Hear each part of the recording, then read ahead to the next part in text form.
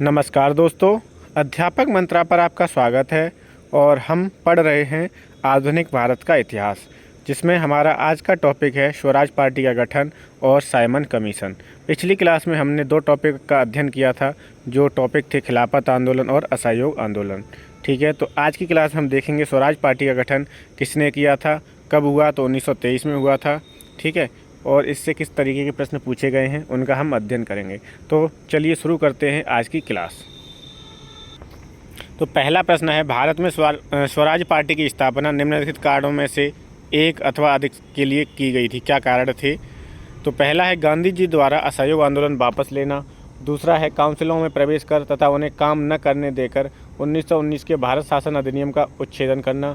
Third है British सरकार द्वारा दमन। और फोर्थ है भारतीयों द्वारा इस आशय की अनुभूति कि उन्हें प्रशासन का अनुभव प्राप्त करना चाहिए। तो स्वराज पार्टी का जो गठन हुआ था उसका मुख्य कारण क्या था? गांधी जी द्वारा असहयोग आंदोलन वापस ले लेना, और दूसरा था काउंसलिंग में प्रवेश कर उन्हें काम न करने देकर 1919 के भारत शासन अधिनियम का उच्छेदन करना। तो पहले का उत्तर हो जाएगा पहला और दूसरा। ठीक, चलिए देखते हैं विकल्प में कौन सा है। तो इसका उत्तर क्या हो जाएगा? पहला दूसरा किसमें है? बी में। तो बी विकल्प सही हो जाएगा। क्या हो जाएगा? बी विकल्प बिल्कुल सही है। अगला है, निम्न में से किसने स्वराज पार्टी निर्माण करने के लिए कांग्रेस के अध्यक्ष पद से त्यागपत्र दे दिया था? CR दास, मोतीलाल नेहरू, विट्ठल भाई पटेल या फिरोज शाह मेहता। तो किसने त्यागपत्र दिया था? CR दास ने। इनका पूरा नाम है चित्तरंजन दास। क्या नाम है? चित्तरंजन दास। और इन्हें क्या बोलते हैं? देश बंधु। क्या बोलते हैं? देश बंधु इनका उपनाम है। ठीक है, CR दास। और ये सुभाष चंद्र बोस के क्या थे? गुरु थे। CR दास, चित्तरंजन दास किनके गुरु थे? सुभाष चंद्र बोस के। तो ये दोनों ही प्रश्न पूछे गए हैं कि देशबंधु किसे कहा जाता है? तो CR दास को। और दीनबंधु किसे कहा जाता है? तो CF एंड्रूज को। CF Andrews. अगला है, स्वराज पार्टी का गठन किसकी असफलता के बाद हुआ था? तो असहयोग आंदोलन, भारत छोड़ो आंदोलन, सिविल नाफरमानी आंदोलन या स्वदेशी आंदोलन। तो स्वराज पार्टी का जो गठन हुआ था वो असहयोग आंदोलन के विफल हो जाने के कारण हुआ था। और असहयोग आंदोलन कब शुरू हुआ था? 1920 से 1922। 1920 से 1922। ठीक है, 1 अगस्त 1920 को शुरू हुआ था और 12 मार्च 1922 को ये वापस ले लिया गया था। ठीक है, 12 मार्च 1922 को ये वापस ले लिया गया था। चोरी चोरा की घटना हुई थी 4 फरवरी 1922 को। व्याख्या देखेंगे, असहयोग आंदोलन की असफलता के बाद स्वराज पार्टी कांग्रेस खिलाफत स्वराज पार्टी का गठन जनवरी 1923 में हुआ था। ये तारीख भी इम्पोर्टेंट है जो आपको पूछी जा सकती है। और किसने किया था? CR दास और मोतीलाल नेहरू। तो आपको स्वराज पार्टी के 3 फैक्ट मोस्टली याद रखने हैं कि असहयोग आंदोलन की असफलता के बाद इसका गठन हुआ था। ठीक, CR दास, मोतीलाल नेहरू इसके क्या थे? संस्थापक थे। और जनवरी 1923 में इसकी स्थापना हुई थी। कब? जनवरी 1923 में। CR दास इसके अध्यक्ष थे और मोतीलाल नेहरू इसके महासचिव थे। स्वराज पार्टी ने अपने को कांग्रेस के अभिन्न हिस्से के रूप में प्रचारित किया, साथ ही अहिंसा और असहयोग के प्रति अपनी वचनबद्धता को दोहराया था। ठीक है, तो ये आपका हो गया स्वराज पार्टी के बारे में। स्वराज दल की स्थापना किसकी असफलता के बाद हुई थी? तो स्वराज दल की स्थापना हुई थी असहयोग आंदोलन की असफलता के बाद में। और 4 का आंसर हो जाएगा ए। बिहार PCS में पूछा गया है। अगला प्रश्न है, स्वराज पार्टी को संस्थापित किया गया था बाल गंगाधर तिलक द्वारा, महात्मा गांधी द्वारा, विपिन चंद्र पाल, लाला लाजपत राय द्वारा, CR दास तथा मोतीलाल नेहरू और सरदार पटेल, राजेंद्र प्रसाद। तो स्वराज पार्टी की स्थापना जनवरी 1923 में CR दास और मोतीलाल नेहरू ने की थी। CR दास इसके अध्यक्ष थे और मोतीलाल नेहरू इसके महासचिव थे। तो दोनों के नाम याद रखने हैं आपको। अगला है, 1923 में स्वराज पार्टी का गठन किसने किया था? महात्मा गांधी, वल्लभ भाई पटेल, CR दास व मोतीलाल नेहरू, BR अम्बेडकर या उपयुक्त में से कोई नहीं। तो स्वराज पार्टी का गठन किसने किया था? CR दास और मोतीलाल नेहरू ने। और 6 का आंसर हो जाएगा सी। 6 का क्या हो जाएगा? सी हो जाएगा। ये जो सीरीज चल रही है वो सभी स्टेट PCS एग्ज़ाम के लिए और RO के लिए इम्पोर्टेंट है। ठीक, जहाँ पर भी हिस्ट्री आती है, यहाँ तक की बात करूँ तो PGT तक में यहाँ से प्रश्न पूछ लिए जाते हैं। PGT हिस्ट्री में जो प्रश्न पूछे जाते हैं वो यहाँ से बन जाते हैं कभी कभार। अगला है, स्वराज दल की स्थापना किसने की थी? स्वराज दल या स्वराज पार्टी की स्थापना किसने की थी? तो जनवरी 1923 में इसकी स्थापना हुई थी। और किसने की थी? चित्तरंजन दास और मोतीलाल नेहरू ने। तो 7 का आंसर हो जाएगा डी। चित्तरंजन दास इसके क्या थे? अध्यक्ष थे। और मोतीलाल नेहरू क्या थे? इसके महासचिव थे। क्या थे? महासचिव थे। अगला है, निम्नलिखित में ऐसे कौन स्वराज पार्टी के गठन से संबंधित हैं? सुभाष चंद्र बोस, CR दास, जवाहरलाल नेहरू या मोतीलाल नेहरू। तो इसका आंसर हो जाएगा 2 और 4। 2 पे कौन है? CR दास, 4 पे मोतीलाल नेहरू। तो इसका आंसर हो जाएगा डी। क्या हो जाएगा? इसका आंसर डी हो जाएगा। ठीक है, अगला प्रश्न है, मोतीलाल नेहरू और सी.आर. दास द्वारा 1923 में गठित पार्टी का नाम क्या है? इंडिपेंडेंस पार्टी, गदर पार्टी, स्वराज पार्टी या Indian national party? Motilal Nehru और सी.आर. दास ने किस पार्टी का गठन किया था? स्वराज पार्टी का। और 9 का उत्तर हो जाएगा सी। क्या हो जाएगा? सी। गदर पार्टी की स्थापना कब हुई है? तो 1913 में हुई थी। किसने की थी? लाला हरदयाल और सोवन सिंह भाकना ने। लाला हरदयाल और सोवन सिंह भाकना ने कहाँ की थी? तो सैन फ्रांसिस्को, अमेरिका में। कहाँ पर की थी? सैन फ्रांसिस्को, अमेरिका में। गदर पार्टी जो संस्था है वो भी बहुत ही इम्पोर्टेंट संस्था है। अगला है, मोतीलाल नेहरू स्वराज दल के नेता थे, निम्न में से कौन दल में नहीं था? तो श्रीनिवास अयंगर, चित्तरंजन दास, विट्ठल भाई पटेल या सी राजगोपालाचारी? इनमें से कौन इस दल में नहीं था? कौन नहीं थे? सी राजगोपालाचारी नहीं थे। तो इसका उत्तर हो जाएगा 10 का क्या हो जाएगा? डी हो जाएगा। ठीक है, श्रीनिवास अयंगर और चित्तरंजन दास, विट्ठल भाई पटेल, मोतीलाल नेहरू इस दल से जुड़े हुए थे। व्याख्या देखेंगे, इंपॉर्टेंट है ये टॉपिक। ठीक है, सी राजगोपालाचारी स्वराज दल के नेता नहीं थे। इन्हीं के नेतृत्व में परिवर्तन विरोधियों ने दिसंबर 1922 में कांग्रेस के गया अधिवेशन में परिवर्तन समर्थकों को पराजित किया। इसके बाद सी.आर. दास तथा मोतीलाल नेहरू ने मिलकर जनवरी 1923 में स्वराज पार्टी की स्थापना की। ठीक, श्रीनिवास अयंगर मद्रास प्रांत स्वराज पार्टी के संस्थापक थे, तो ये भी आपके स्वराज पार्टी से जुड़े हुए हैं श्रीनिवास अयंगर। तथा एन.सी. केलकर स्वराज दल के अन्य प्रमुख नेता थे। दोनों नाम याद रखने, एन.सी. केलकर और श्रीनिवास अयंगर। ठीक, 1925 में विट्ठल भाई पटेल को सेंट्रल लेजिस्लेटिव असेंबली, जिसे हम केंद्रीय विधानमंडल कहते हैं, उसका अध्यक्ष चुना गया था। किसे? विट्ठल भाई पटेल को। कब? 1925 में। और किसका? तो सेंट्रल लेजिस्लेटिव असेंबली का। तो ये भी प्रश्न पूछा गया है। अध्यक्ष चुना जाना स्वराजियों की एक महत्वपूर्ण उपलब्धि थी। ठीक है, तो ये किनकी? स्वराजियों की क्या थी? महत्वपूर्ण उपलब्धि थी। विट्ठल भाई पटेल को 1925 में केंद्र सेंट्रल लेजिस्लेटिव असेंबली का अध्यक्ष चुना गया था। तो ये चारों नाम याद रखने हैं आपको। श्रीनिवास अयंगर का नाम याद रखना है, केलकर का, विट्ठल भाई पटेल का, मोतीलाल नेहरू का, सी.आर. दास का। 5 नाम हो गए। अगला, निम्न में से कौन एक स्वराज पार्टी से संबंधित नहीं था? तो मोतीलाल नेहरू इसके अध्यक्ष थे। मोतीलाल नेहरू महासचिव थे, सी.आर. दास अध्यक्ष थे, एन.सी. केलकर भी एक प्रमुख नेता थे। कौन नहीं थे संबंधित स्वराज पार्टी से? तो वो थे राजेंद्र प्रसाद। 11 का आंसर क्या हो जाएगा? डी हो जाएगा। क्या हो जाएगा? डी। अगला है, बिहार में स्वराज दल का गठन किसने किया था? श्री कृष्ण सिंह, रामलाल साहा, बंकिम चंद्र मित्र और सचिंद्रनाथ सान्याल। तो बिहार में स्वराज दल का जो गठन किया था वो किया था श्री कृष्ण सिंह ने। ठीक है, तो ये जो बीपीएससी जो परीक्षा कराता है उसके लिए भी ये इम्पोर्टेंट है। ठीक है, तो आप उसकी अगर तैयारी कर रहे हैं तो इन क्लासों का आप अध्ययन कर सकते हैं। अगला, निम्नलिखित घटनाओं का सही कालक्रम बताना है। लखनऊ समझौता कब हुआ था? 1916 में। स्वराज दल की स्थापना कब हुई है? 1923 में। बाल गंगाधर तिलक की मृत्यु कब हुई है? 1 अगस्त 1918 को, नहीं 1920 को। बाल गंगाधर तिलक की मृत्यु हुई है 1 अगस्त 1920 को। और जलियांवाला बाग हत्याकांड कब हुआ है? 1919 में, अप्रैल 1919 में। ठीक है, तो इसमें पहले कौन सी घटना हुई है? लखनऊ समझौता पहला आ जाएगा, फिर आ जाएगा तीसरा। पहले के बाद तीसरा किस में है? सी में। तो पहले के बाद तीसरा सी में है, फिर आ जाएगा 20 और फिर 23। तो इसका उत्तर हो जाएगा सी। 13 का आंसर क्या हो जाएगा? सी हो जाएगा। 13 का उत्तर क्या होगा भाई? सी हो जाएगा। ठीक है, घटना याद रखनी है आपको। सी उत्तर सही है। लखनऊ समझौता कब हुआ था? 1916 में। जलियांवाला बाग हत्याकांड 1919 में। बाल गंगाधर तिलक की मृत्यु 1920 में। और स्वराज दल की स्थापना 1923 में। अगला है, स्वतंत्रता पूर्व भारत में निम्नलिखित में से किसने केंद्रीय विधानसभा में स्वराज दल का समर्थन किया था? तो किसने किया था? एम.ए. जिन्ना ने, मौलाना अबुल कलाम आज़ाद ने, डॉक्टर राजेंद्र प्रसाद ने या जवाहरलाल नेहरू ने? तो केंद्रीय विधानसभा में स्वराज दल का समर्थन किया था मोहम्मद अली जिन्ना ने। और 14 का आंसर हो जाएगा ए। क्या हो जाएगा? ए। अगला है, निम्नलिखित में से कौन देशबंधु के नाम से प्रसिद्ध हैं? मैंने बताया था, ये प्रश्न पूछा गया है। देशबंधु और दीनबंधु। ठीक है, C.F. एंड्रयूज को बोलते हैं दीनबंधु, और चित्तरंजन दास अपने देश के थे इसलिए इन्हें क्या बोलते हैं? देशबंधु। ठीक है, तो चित्तरंजन दास को बोलते हैं देशबंधु, इनका उपनाम है देशबंधु। और सी.आर. दास ही किसके गुरु थे? सुभाष चंद्र बोस के। किसके गुरु थे? सुभाष चंद्र बोस के। तो ये भी याद रखना है। ठीक है, अगला है, स्वराज आम जनता के लिए होना चाहिए, केवल वर्गों के लिए नहीं, के प्रसिद्ध सूत्र की घोषणा किसने की थी? सी.आर. दास ने, सी राजगोपालाचारी ने, मोतीलाल नेहरू या गोपीनाथ शाह ने? तो ये घोषणा की थी सी.आर. दास ने। और 16 का उत्तर हो जाएगा ए। क्या हो जाएगा? ए।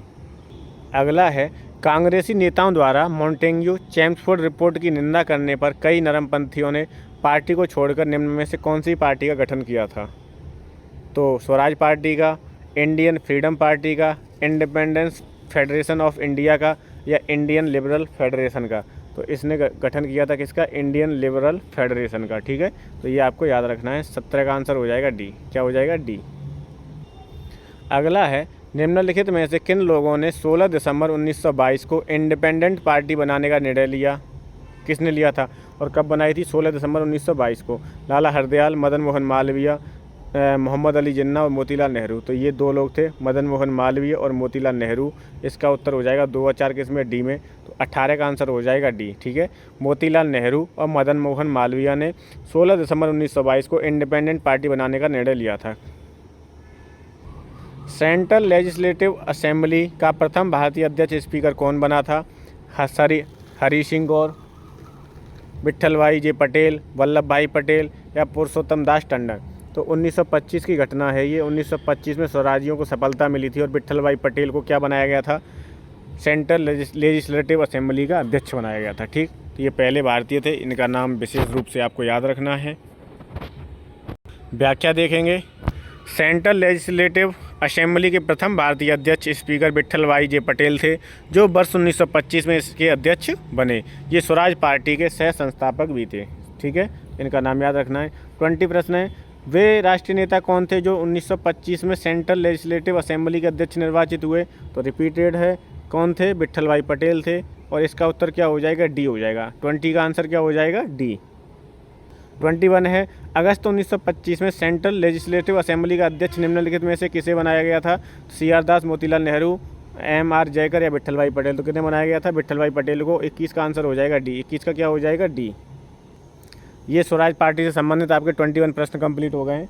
अब हम देखेंगे साइमन कमीशन 1927 से संबंधित प्रश्न। ठीक है, तो चलिए शुरू करते हैं साइमन कमीशन से संबंधित प्रश्न। तो पहला प्रश्न है, साइमन कमीशन भारत किस वर्ष आया था? 1927 में, 1928 में, 1929 में या 1931 में?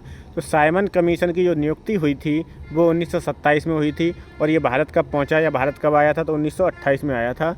ये आपको याद रखना है। ठीक है, दोनों तारीखें याद रखनी है। साइमन कमीशन की नियुक्ति पूछेगा तो 1927। साइमन कमीशन भारत किस वर्ष आया? तो 1928। वर्ष 1919 के मॉन्टेग्यू चेम्सफोर्ड एक्ट में 10 वर्ष पर इसकी समीक्षा हेतु एक संवैधानिक आयोग के गठन का प्रावधान था। आयोग को यह देखना था कि यह अधिनियम व्यवहार में कहाँ तक सफल रहा तथा उत्तरदायी शासन की दिशा में कहाँ तक प्रगति करने की स्थिति में है। किंतु ब्रिटेन की कंजर्वेटिव सरकार ने इसकी समीक्षा हेतु 2 वर्ष पूर्व ही नवंबर 1927 में साइमन कमीशन की नियुक्ति कर दी। तो कब हुई थी नियुक्ति साइमन कमीशन की? नवंबर 1927 में। जॉन साइमन की अध्यक्षता में गठित इस आयोग में कुल 7 सदस्य थे। कितने सदस्य थे? 7 सदस्य थे। और इसके अध्यक्ष कौन थे? जॉन साइमन थे। ठीक है, इसीलिए इसे साइमन कमीशन नाम दिया गया। क्योंकि इसमें सभी सदस्य अंग्रेज थे तथा कोई भी भारतीय इसका सदस्य नहीं था, इसलिए भारतीयों ने इसे श्वेत कमीशन कहकर इसका बहिष्कार एवं विरोध किया। जब भारत में आप आ रहे हो तहकीकात करने के लिए तो भारत वालों को तो रखना पड़ेगा एक आध को, उसी से तो जानकारी होगी। अब सब अंग्रेज थे सातों के सातों, इसलिए भारतीयों ने इसका क्या किया था? विरोध किया था। इसलिए भारतीयों ने इसे श्वेत कमीशन कहकर इसका बहिष्कार एवं विरोध किया। साइमन कमीशन 3 फरवरी 1928 को बम्बई पहुंचा था। तो ये तारीख दोनों याद रखनी। नवंबर 1927 में इसकी नियुक्ति हुई और 3 फरवरी 1928 को बम्बई पहुंचा था। कब? 3 फरवरी 1928 को साइमन कमीशन कहाँ पहुंचा? बम्बई पहुंचा था। अगला है, साइमन कमीशन के आने के विरुद्ध भारतीय जन आंदोलन क्यों हुआ? तो साइमन कमीशन में कोई भी भारतीय सदस्य नहीं था, इसलिए क्या हुआ? जन आंदोलन हुआ। और 2 का आंसर हो जाएगा सी। क्या हो जाएगा? 2 का उत्तर सी हो जाएगा। अगला है, साइमन आयोग नियुक्त किया गया था। कब नियुक्त किया गया था? तो नवंबर 1927 में। ये भी याद रखना है, नवंबर 1927 में साइमन आयोग को नियुक्त किया गया था। और कब पहुंचा था ये? तो फरवरी 1928 में। कब पहुंचा? बम्बई। कहाँ पहुंचा? बम्बई पहुंचा था। कब? फरवरी 1928 में। अगला है, 1928 ईस्वी में साइमन कमीशन भारत में किस उद्देश्य से आया था? प्रशासनिक सुधार पर विचार के लिए, शिक्षा में सुधार के लिए, कृषि क्षेत्र में सुधार के लिए, या सैनिक क्षमता में मूल्यांकन हेतु? तो साइमन कमीशन आया था प्रशासनिक सुधार पर विचार के लिए। किस पर? प्रशासनिक सुधार पर विचार के लिए। 4 का आंसर हो जाएगा ए। क्या हो जाएगा? ए। भारतीयों ने साइमन कमीशन का बहिष्कार किया था क्योंकि इसे भारत विभाजन हेतु बनाया गया था। इसमें लेबर पार्टी का कोई प्रतिनिधि नहीं था, इसका कोई सदस्य भारतीय नहीं था, जनरल डायर इसके अध्यक्ष थे। तो बहिष्कार क्यों हुआ? क्योंकि इसका कोई भी सदस्य भारतीय नहीं था। और 5 का आंसर हो जाएगा सी। क्या हो जाएगा? सी। अगला है, निम्नलिखित में से साइमन कमीशन का कौन एक सदस्य उदारवादी दल का था? सर जॉन साइमन, मेजर एटली, स्टीफन वॉल्स या विस्काउंट बर्नहम। तो उदारवादी दल का कौन था? Sir John Simon. और 6 का आंसर हो जाएगा ए। 6 का क्या हो जाएगा? ए। अगला है, किसके सुझावों पर भारतीयों को साइमन कमीशन से बाहर रखा गया था? Lord reading, Lord Chelmsford, sir John Simon या लॉर्ड इरविन। तो लॉर्ड इरविन के सुझाव पर भारतीयों को साइमन कमीशन से बाहर रखा गया था। और 7 का आंसर हो जाएगा डी। 7 का आंसर क्या हो जाएगा? डी।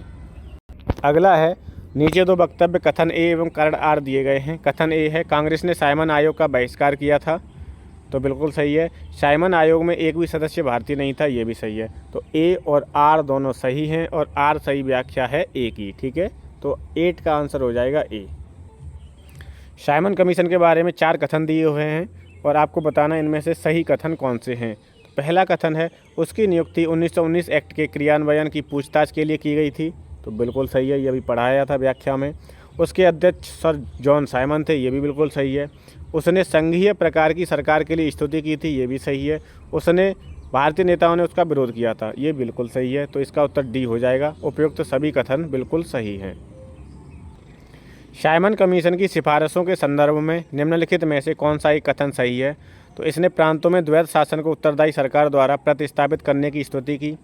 इसने प्रांतों में द्वैध शासन को उत्तरदायी सरकार द्वारा प्रतिस्थापित करने की स्तुति की। तो 10 का आंसर ए ही सही हो जाएगा, ये सही है बिल्कुल। ठीक है, 10 का आंसर क्या हो जाएगा? ए। और सही पूछा है इसमें। लाला लाजपत राय घायल हुए थे। साइमन कमीशन के विरोध में हुए लाठीचार्ज में, रॉलेट एक्ट के विरोध में हुए लाठीचार्ज में, भारत छोड़ो आंदोलन के समय हुए लाठीचार्ज में, या गवर्नमेंट ऑफ इंडिया एक्ट के विरोध में हुए लाठीचार्ज में। तो लाला लाजपत राय घायल हो गए थे साइमन कमीशन के विरोध में हुए लाठीचार्ज में। 11 का आंसर हो जाएगा ए। क्या हो जाएगा? ए। व्याख्या देखेंगे, भारतीय राष्ट्रीय कांग्रेस ने दिसंबर 1927 में मद्रास में हुए अपने अधिवेशन में साइमन कमीशन का विरोध करने का निर्णय किया। 3 फरवरी 1928 को साइमन कमीशन बम्बई पहुंचा और उस दिन देशव्यापी हड़ताल का आयोजन हुआ। कमीशन जहां गया वहां पूर्ण हड़ताल रखी गई। साइमन कमीशन वापस जाओ के नारे तथा जुलूस निकाले गए। लाहौर में साइमन कमीशन विरोधी जुलूस का नेतृत्व करते समय पुलिस के लाठीचार्ज में लाला लाजपत राय गंभीर रूप से घायल हो गए। पुलिस द्वारा की गई इस बर्बरता पूर्वक पिटाई के कारण ही लाला लाजपत राय की मृत्यु हो गई। मरने पर उन्होंने कहा था, मेरे ऊपर किए गए लाठियों का एक एक प्रहार ब्रिटिश सरकार की ताबूत की आखिरी कील साबित होगा। तो ये कथन भी पूछ सकता है कि मेरे ऊपर किए गए लाठियों का एक एक प्रहार ब्रिटिश सरकार के ताबूत की आखिरी कील साबित होगा। ये किसका कथन है? तो आप बताओगे लाला लाजपत राय का। ठीक है, और साइमन कमीशन के विरोध में जब लाठीचार्ज हुआ तो वहाँ पर लाला लाजपत राय की मृत्यु हो गई। अगला है, पंजाब केसरी की उपाधि किसको दी गई है? तो पंजाब केसरी की उपाधि दी गई है लाला लाजपत राय को। 12 का आंसर हो जाएगा सी। क्या हो जाएगा? सी। लाला लाजपत राय 1865 से 1928 पंजाब के प्रमुख राजनीतिक नेता थे। 1865 में इनका जन्म हुआ था और 1928 में इनकी मृत्यु हो गई थी। जिन्होंने ब्रिटिश राज के विरुद्ध स्वतंत्रता आंदोलन का नेतृत्व किया, उन्हें पंजाब केसरी की उपाधि दी गई थी। पंजाब केसरी की उपाधि किन्हें दी गई थी? लाला लाजपत राय को। 1928 में एक अभिकथन है, एक कारण है। तो 1928 में लाहौर में लाला लाजपत राय के नेतृत्व में साइमन कमीशन का विरोध आयोजित किया गया था। लाहौर में किया गया था, बिल्कुल सही है। साइमन कमीशन में एक भी भारतीय सदस्य शामिल नहीं था, ये भी सही है। तो इसका उत्तर क्या हो जाएगा? इसका पहला ही हो जाएगा। ए और आर दोनों सही हैं और एक ही सही व्याख्या कौन कर रहा है? आर कर रहा है। तो 13 का उत्तर हो जाएगा ए। क्या हो जाएगा? ए। अगला है, नेहरू रिपोर्ट तैयार की थी। तो किसने की थी? एम.एल. नेहरू ने, जे नेहरू ने, आर.के. नेहरू ने या बी.एल. नेहरू ने। तो नेहरू रिपोर्ट तैयार की थी मोतीलाल नेहरू ने और 14 का आंसर हो जाएगा ए। क्या हो जाएगा? 14 का आंसर ए। साइमन कमीशन 1927 के प्रत्युत्तर में नेहरू रिपोर्ट 1928 तैयार की गई थी, जिसमें भारत के नए डोमिनियन संविधान का खाका था। इसे तैयार करने वाली सर्वदलीय समिति के अध्यक्ष मोतीलाल नेहरू थे। जवाहरलाल नेहरू इसके सचिव थे। बाप बेटा दोनों हो गए। ठीक है, इसके सचिव थे। 2 मुस्लिम सहित कुल 9 लोग इस समिति के सदस्य थे। कितने लोग थे? 9 लोग। ठीक है, तो ये भी याद रखना है आपको। नेहरू रिपोर्ट कब की घटना है? 1928 की। अगला है, निम्नलिखित में से किसने सर्वप्रथम भारत के लिए औपनिवेशिक स्वराज की मांग की थी? औपनिवेशिक स्वराज की मांग किसने की थी? तो राजगोपालाचारी और सरदार पटेल ने।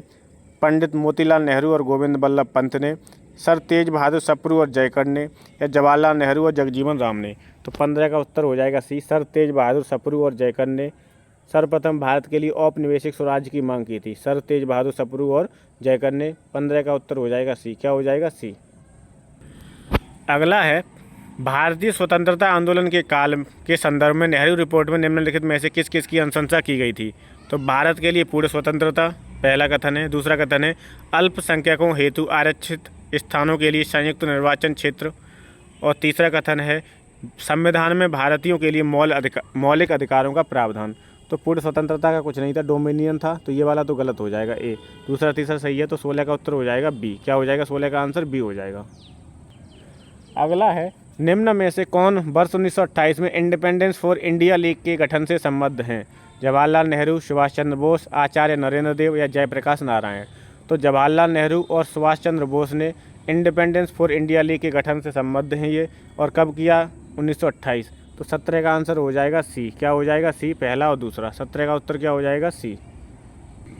वर्ष 1928 में इंडिपेंडेंस फॉर इंडिया लीग का गठन जवाहरलाल नेहरू तथा सुभाष चंद्र बोस ने मिलकर किया था। तो ये इम्पोर्टेंट संस्था है, पूछ लिया जाएगा जवाहरलाल नेहरू और सुभाष चंद्र बोस किसने किया था, कब किया था? 1928 में किया था। इस लीग का उद्देश्य था डोमिनियन स्टेट से आगे पूर्ण स्वतंत्रता की मांग को मुखर करना। इंडिपेंडेंस लीग ने ब्रिटिश राज्य के विरुद्ध प्रगतिशील शक्तियों को संगठित करने में महत्वपूर्ण कार्य किया था।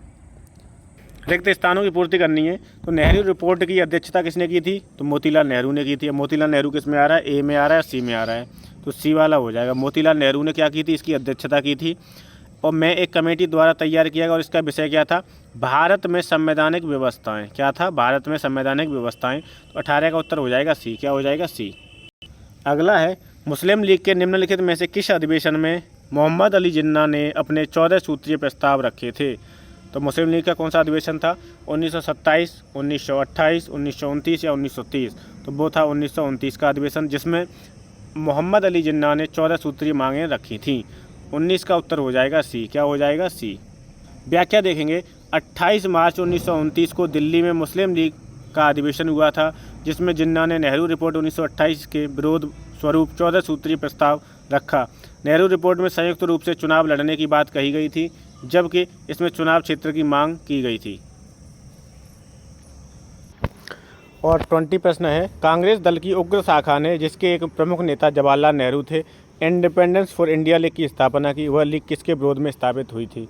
तो वो लीग स्थापित हुई थी नेहरू रिपोर्ट 1928 के विरोध में। ठीक है, नेहरू रिपोर्ट 1928 में। तो इसमें ए बी में तो विकल्प है नहीं। चलिए अगला विकल्प देखते हैं। तो इसका उत्तर हो जाएगा सी, नेहरू रिपोर्ट। ठीक है, ये आपके 2 टॉपिक कंप्लीट हो गए हैं। ठीक, पहला टॉपिक था स्वराज पार्टी और दूसरा था साइमन कमीशन। तो कल की क्लास में आगे के 2 टॉपिक कंप्लीट करेंगे। आज की क्लास में इतना ही। अगर आपको वीडियो पसंद आ रही है तो प्लीज़ वीडियो लाइक करें, चैनल को सब्सक्राइब करें और ज़्यादा से ज़्यादा शेयर करें। अध्यापक मंत्रा से जुड़ने के लिए धन्यवाद। Thank you so much.